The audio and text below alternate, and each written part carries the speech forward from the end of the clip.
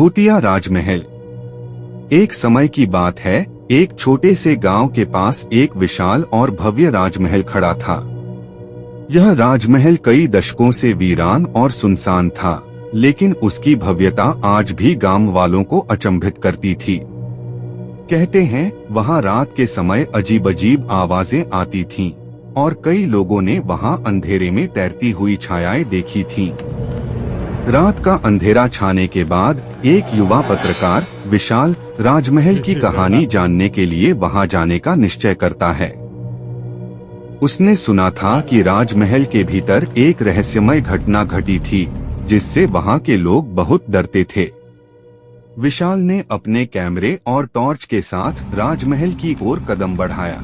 राजमहल के विशाल द्वार से भीतर कदम रखते ही विशाल को अजीब सी ठंडक महसूस हुई। राजमहल की दीवारें और सजावट अब धूल और मकड़ी के जाले से ढकी हुई थीं, लेकिन फिर भी उसकी भव्यता में कोई कमी नहीं आई थी। विशाल ने एक एक कमरे का निरीक्षण किया, और उसके कदम धीरे धीरे एक पुरानी लिविंग रूम की ओर बढ़े। लिविंग रूम में घुसते ही विशाल ने देखा कि वहां एक पुराना और ढह चुका पलंग रखा था। अचानक एक ठंडी हवा ने कमरे का माहौल बदल दिया। विशाल ने अपनी टॉर्च का प्रकाश उस पलंग पर डाला और देखा कि पलंग के नीचे कुछ चमकदार आंखें उसे घूर रही थीं।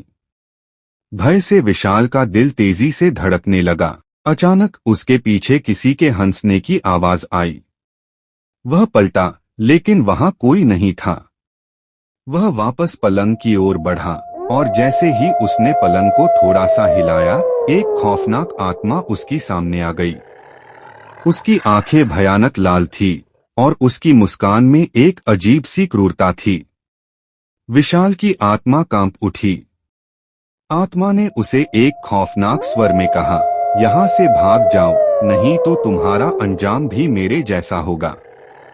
विशाल ने बिना एक शब्द कहे राजमहल से बाहर निकलने की कोशिश की।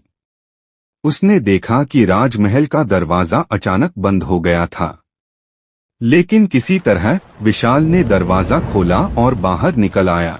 वह पूरी रात गांव में जागते हुए बिताया, और फिर अगले दिन राजमहल की कहानी को लोगों के बीच बांट दिया। उस रात के बाद से कोई भी उस राजमहल में कदम रखने की हिम्मत नहीं करता। राजमहल अब भी अंधेरे में अपने रहस्यों को छुपाए हुए है, और गांव वालों की कहानियों में बसा हुआ है।